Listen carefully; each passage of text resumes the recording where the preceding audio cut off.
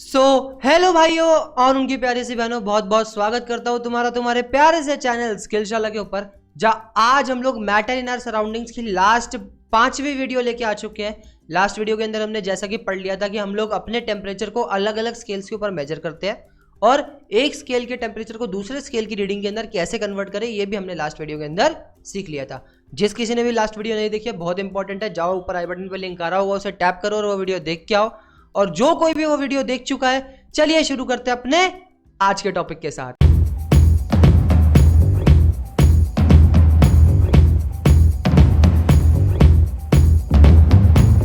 तो यार अपना आज का टॉपिक बहुत ही ज्यादा आसान होने जा रहा है, बहुत ही ज्यादा आसान, और पेपर पॉइंट ऑफ व्यू से इतना ज्यादा जरूरी है, इतना ज्यादा जरूरी तुम्हें क्या ही बताऊं। आज का हमारा टॉपिक होगा इवेपोरेशन। तुमने बचपन से सुना होगा इवेपोरेशन इवेपोरेशन इवेपोरेशन। क्या होता है इवेपोरेशन? बहुत सारी चीजें हमारे यहाँ पे होती है। तुम क्या तो पानी इवेपोरेट हो गया, पानी इवेपोरेट हो गया। क्या है इवेपोरेशन? तुमने बस बचपन से इतना जाना होगा कि हाँ भाई, हमारे आसपास के जब ज़्यादा गर्मी हो जाती है तो तालाब और समुद्र, जितने भी हमारी जितनी भी वाटर बॉडीज है, ओशंस हो गए, पॉन्ड्स हो गए, लेक्स हो गए, ये सब के सब क्या करते हैं? सूख जाते हैं। सूख जाते हैं मेरा मतलब क्या है? उसके अंदर जितना पानी था वो सबका सब गायब हो जाता है। तो वो पानी जाता कहाँ है? अब यहाँ से कुछ होशियार लोग बोलेंगे कि वो पानी सारा का सारा गैसेस के अंदर कन्वर्ट हो जाता है। तो भाई होशियार हो, तुम बिल्कुल ठीक हो।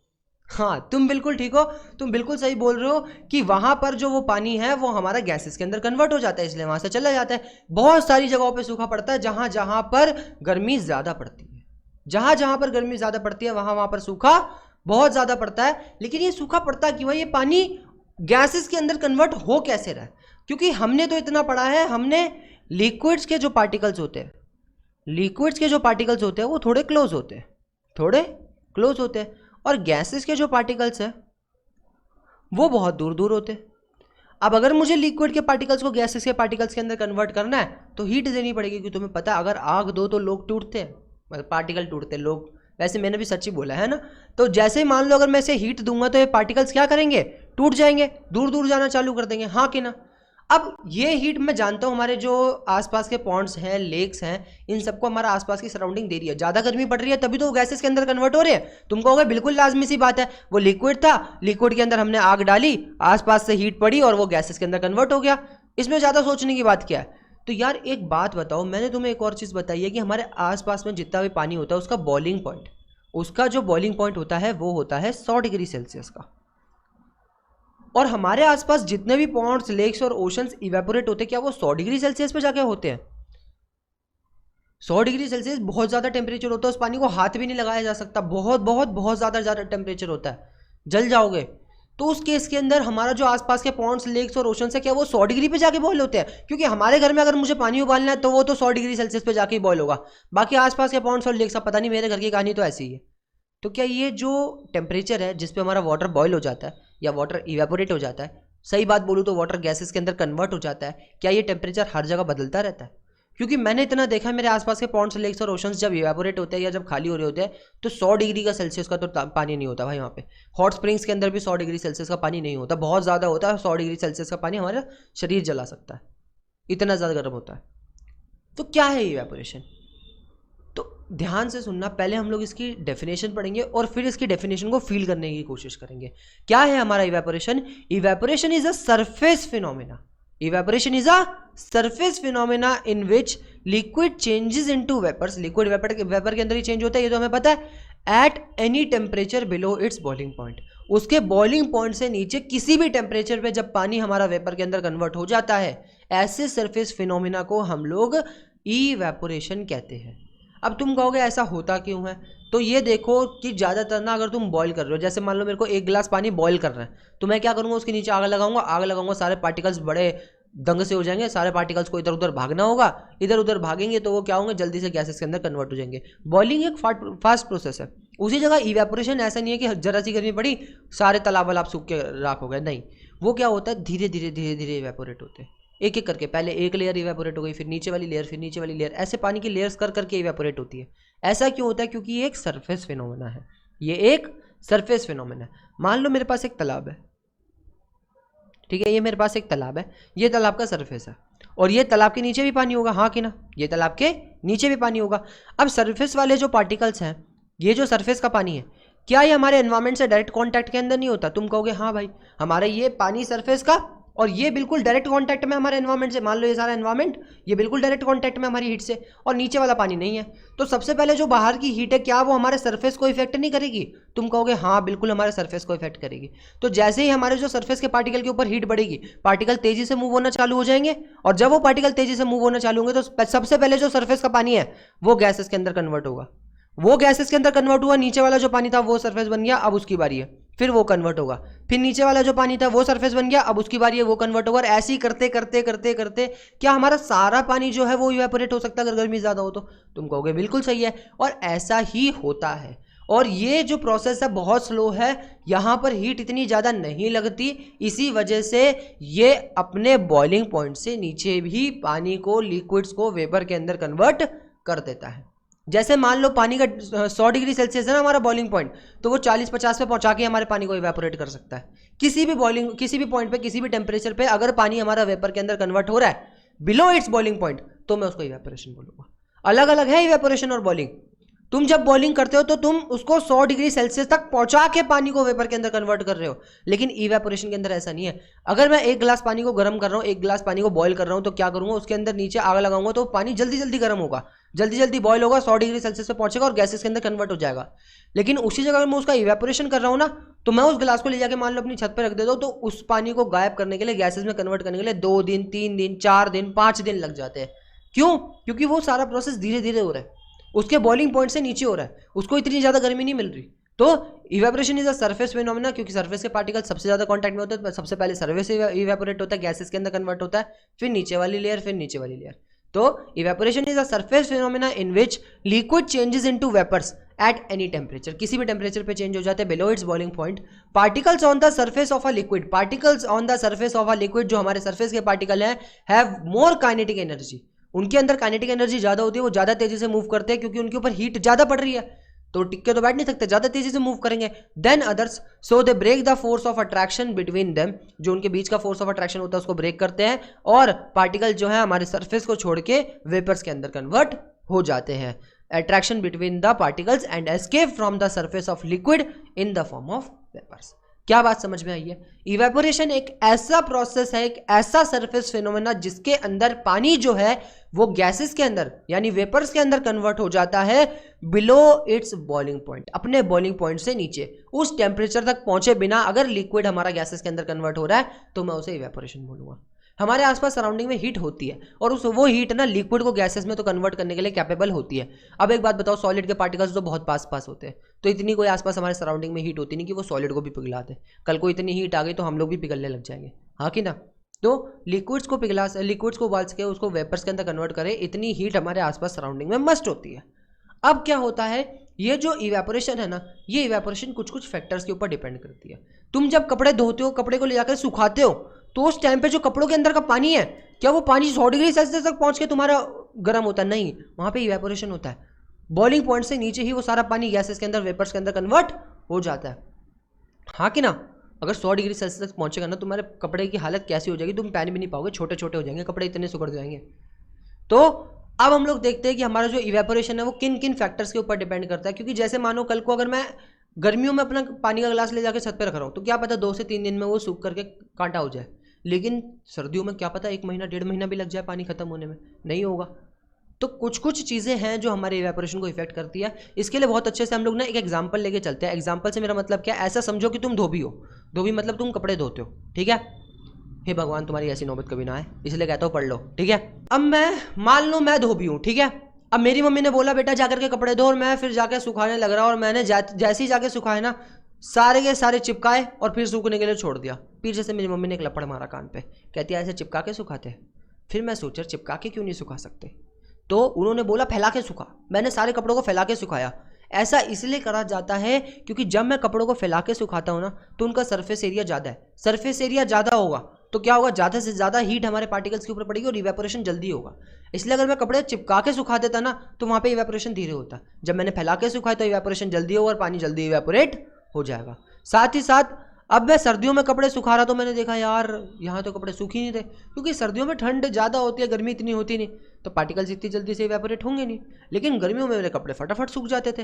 तो जितना ज़्यादा टेम्परेचर उतना ज़्यादा इवेपोरेशन, जितना ज़्यादा सर्फेस एरिया उतना ज़्यादा इवेपोरेशन। साथ ही साथ तो और तुमने देखा होगा, हाँ, ह्यूमिडिटी। ह्यूमिडिटी क्या होती है, जैसे मान लो बारिशों के बाद ना कपड़े सूखना दुश्वार हो जाता है। बारिशों के अंदर पता है लोगों के पसीने भी नहीं सूखते इतनी जल्दी, मतलब पसीने भी इवेपोरेट नहीं होते। गर्मियों में तो ऐसा होता है ना, पसीने बहुत जल्दी इवेपोरेट हो जाते हैं, पर बारिशों के टाइम पे होते ही नहीं है। तो उस टाइम पे क्या होती है, उस टाइम पे ह्यूमिडिटी ज़्यादा होती है। क्या होती है ह्यूमिडिटी, तुम जानते हो हमारे आसपास जो वाटर है सारा का सारा गैसेस के अंदर कन्वर्ट होकर हमारे एयर के अंदर आ जाता है, हाँ कि ना। वाटर के पार्टिकल्स कहाँ आ जाते हैं, हमारे एयर के अंदर आ जाते हैं। तो जब ये वाटर के पार्टिकल्स हमारी एयर के अंदर आ जाते हैं, इसी चीज़ को कहा जाता है ह्यूमिडिटी। अब मान लो बहुत सारी बार बरसात हुई है, बरसात के बाद सूरज निकल गया, सूरज निकल गया, जितना पानी हमारे आसपास था वो सब का सब इवेपोरेट होकर कहाँ आ गया, हमारी एयर के अंदर आ गया। अब मेरे एयर के अंदर क्या है, मॉइस्चर बहुत ज़्यादा है, मॉइस्चर बहुत ज़्यादा है मेरी एयर के अंदर।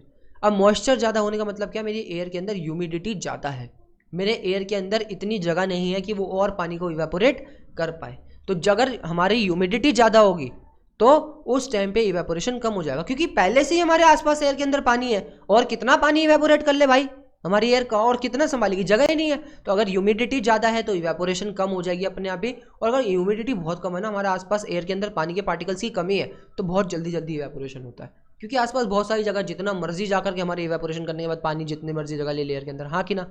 तो ह्यूमिडिटी कम तो इवेपोरेशन ज़्यादा, और ह्यूमिडिटी ज़्यादा तो इवेपोरेशन कम। और चौथी चीज़ मैंने कपड़े सुखाते हुए क्या नोटिस करी, कि जैसे ही मैंने कपड़े सुखाए, कभी को अगर तेज़ हवा चलती है तो मेरे कपड़े जल्दी सूख जाते हैं, वैसे तो उड़ जाते हैं लेकिन मैंने देखा कि जैसे तेज हवा चल रही है ना, मेरे कपड़े बहुत जल्दी सूख रहे हैं, और जब हवा धीरे होती है तो हमारे कपड़े बहुत धीरे धीरे सूखते हैं। यानी विंड भी एक ऐसा फैक्टर है जो हमारे इवेपोरेशन को इफेक्ट करता है। क्या बात क्लियर है। अब इसके बाद एक और सत्य है जिसको तुम ठुकरा नहीं सकते, कि इवेपोरेशन ऑलवेज कॉज कूलिंग। जब कभी भी इवेपोरेशन होता है ना, वहाँ पर ठंडक हमेशा आ जाती है।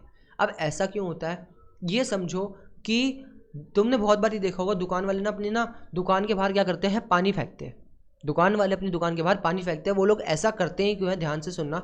मान लो जैसे मैं दुकान वाला हूँ, ये रही मेरी दुकान, ये खड़ा मैं, और मैं यहाँ से पानी फेंक के पूरी दुकान के बाहर पानी पानी पानी पानी पानी कर दिया, हाँ कि ना। अब क्या है, इस पानी का सरफेस एरिया ज़्यादा है, तो आस पास से ये पानी क्या करेगा, हीट को करेगा एब्जॉर्ब। जितनी भी मेरी दुकान के बाहर गर्मी थी सारी की सारी हीट को करेगा एब्जॉर्ब, और हीट को एब्जॉर्ब करके सारा पानी इवेपोरेट होना चालू हो जाएगा, हाँ कि ना। ये सारा पानी इवेपोरेट होना चालू हो जाएगा, हवा में उड़ना चालू हो जाएगा, क्योंकि थोड़े टाइम बाद मैं देखूंगा सारा पानी तो गायब हो गया जो मैंने फेंका था। क्यों, क्योंकि वो इवेपोरेट हो गया। और इवेपोरेट हुआ कैसे, आसपास की हीट को लेके इवेपोरेट हुआ। अब जो पहले मेरे को हीट लग रही थी ना अपने आसपास, वो सारी की सारी हीट मेरा पानी इवेपोरेट होके लेके जा चुका है। वो सारा का सारा पानी मेरा क्या कर चुका है, हीट को एब्जॉर्ब करके इवेपोरेट होके लेके जा चुका है। तो मेरे आसपास अभी हीट ही नहीं बचे। तो जैसे ही हमारा इवेपोरेशन हो जाता है, आसपास की हीट वो लेके चला जाता है, तो हमें वहाँ पे क्या होती है, ठंडक महसूस होती है। तुमने बहुत बार देखा होगा ग्लिसरॉल, या फिर उसको एस्टोन कहते हैं, नेल पेंट रिमूवर, ठीक है। नेल पेंट रिमूवर जो है हमारा एस्टोन होता है, अगर तुम उसे हाथ पे लगाओ ना तो तुम्हें बहुत ठंडा ठंडा लगता है। ऐसा क्यों होता है, क्योंकि उसका बॉइलिंग पॉइंट बहुत कम होता है, उसका बॉइलिंग पॉइंट बहुत कम होता है एस्टोन का। तुम जैसे ही उसे अपने हाथ पे लगाते हो ना, वो क्या करता है, तुम्हारे हाथ की जितनी हीट होती है ना, अब होगा तो इवेपोरेट ही, तुम अपने हाथ पे गर्मी तो देने लग नहीं रहे उसे। तो क्या होता है, जैसे ही तुम उसको अपने हाथ के ऊपर लगाते हो, क्या करता है, आसपास की जो तुम्हारे हाथ के अंदर जितनी भी हीट है सब एब्जॉर्ब करता है और इवेपोरेट होके चला जाता है। और जैसे ही तुम्हारी हीट एब्जॉर्ब करी हाथ की, तुम्हें ठंडा ठंडा लगने लग जाएगा, हाँ कि ना। अब ये पता है, इवेपोरेशन ऑलवेज कूलिंग के ना, कूलिंग के ये जो इवेपोरेशन के बिल्कुल जो हमारे 5 प्रैक्टिकल क्वेश्चंस हैं, वो तुम्हारे इंटेक्स्ट में लास्ट में दे रखे हैं, ब्लू कलर के 5 क्वेश्चंस हैं। अभी जब हम लोग एनसीईआरटी सॉल्व करेंगे तो उसके अंदर ढंग से करेंगे, वो वाले बहुत ज़रूरी है, ठीक है। तो एक बार जो इसकी अगली वीडियो आएगी ना एनसीईआरटी सॉल्यूशंस की, उसको भी ध्यान से देखना, बहुत ज़रूरी है। वहाँ मैं ये बताऊँगा कि पेपर के अंदर क्या क्या इंपॉर्टेंट हो सकता है, ठीक है। अब हमने इवेपोरेशन के बारे में तो पूरी कहानी जान ली कि हाँ भाई सरफेस फिनोमेना होता है, बॉइलिंग पॉइंट से नीचे यहाँ पे पानी इवेपोरेट हो जाता है, वेपर्स के अंदर कन्वर्ट हो जाता है, और साथ ही साथ सरफेस फिनोमेना है तो सरफेस के पार्टिकल पहले इवेपोरेट होते हैं, फिर उसके बाद नीचे वाले पानी, फिर उसके नीचे वाले पानी। और साथ ही साथ हमने ये भी देख लिया कि कौन कौन से फैक्टर पे हमारा जो इवेपोरेशन है वो डिपेंड करता है। सबसे पहला फैक्टर हमारा क्या होता है, सबसे पहला फैक्टर होता है हमारा एक्सपोज सरफेस एरिया, जितना ज़्यादा सरफेस एरिया उतना ज़्यादा इवेपोरेशन।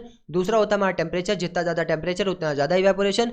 तीसरा होता है हमारा ह्यूमिडिटी, ह्यूमिडिटी मतलब हमारे आसपास एयर में कितने वाटर के मॉलिक्यूल्स है, अगर वाटर के मॉलिक्यूल ज़्यादा यानी ह्यूमिडिटी ज़्यादा है तो हमारा इवेपोरेशन कम होगा, और अगर हमारी ह्यूमिडिटी कम है तो हमारा इवेपोरेशन ज़्यादा होगा। साथ ही साथ चौथा फैक्टर हमारा विंड होता है, विंड ज़्यादा तो इवेपोरेशन ज़्यादा, विंड कम तो इवेपोरेशन कम।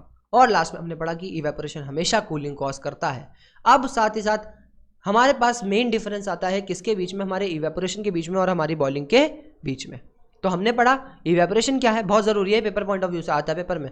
तो इवेपोरेशन क्या है, evaporation is a process by which liquid changes into vapours at a temperature below its boiling point. मतलब इवेपोरेशन एक ऐसा फिनोमेना है, एक ऐसा सरफेस फिनोमेना जिसके अंदर जो पानी है वो बॉइलिंग पॉइंट से नीचे ही वेपर्स के अंदर कन्वर्ट हो जाता है। और दूसरा पॉइंट तुम्हें पता है बॉइलिंग के अंदर क्या होता है, बॉइलिंग के अंदर जो पानी है वो बॉइलिंग पॉइंट पे जाके ही कन्वर्ट होता है। तुम बॉइलिंग को ना वेपराइजेशन भी लिख सकते हो, ठीक है, एक ही बात है।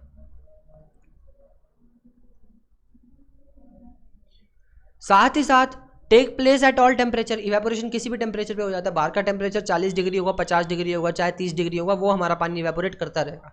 और जो बॉइलिंग है वो सीधा जाकर के अपने बॉइलिंग पॉइंट पे होता है, एक फिक्स टेम्परेचर होता है उसके लिए, जैसे हर एक लिक्विड के अंदर होता है। पानी का हमारा 100 डिग्री सेल्सियस है, शहद का कुछ और होगा, तेल का कुछ और होगा, और सबका बॉइलिंग पॉइंट अलग अलग होता है, ठीक है।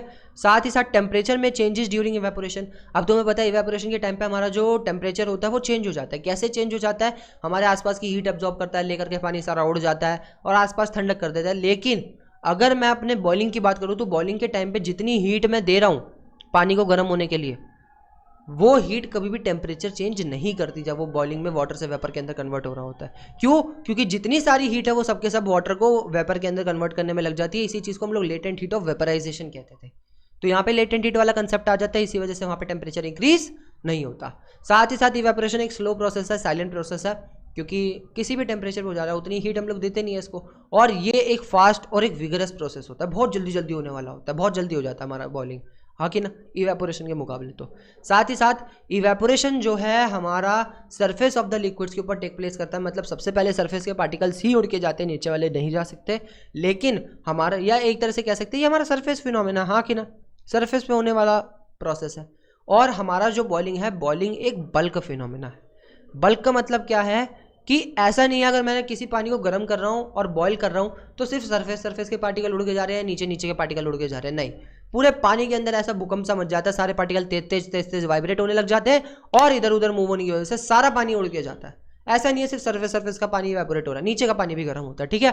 तो ये डिफरेंस तो बहुत ज़रूरी था पेपर पॉइंट ऑफ व्यू से। बाकी आज की वीडियो के लिए बस इतना ही था। बहुत खुशी हुई कि तुम हमसे यहाँ तक पढ़ने के लिए आए, वेरी वेरी थैंक यू। और ऐसे ही पढ़ते रहो, आग लगाते रहो, और बाय बाय।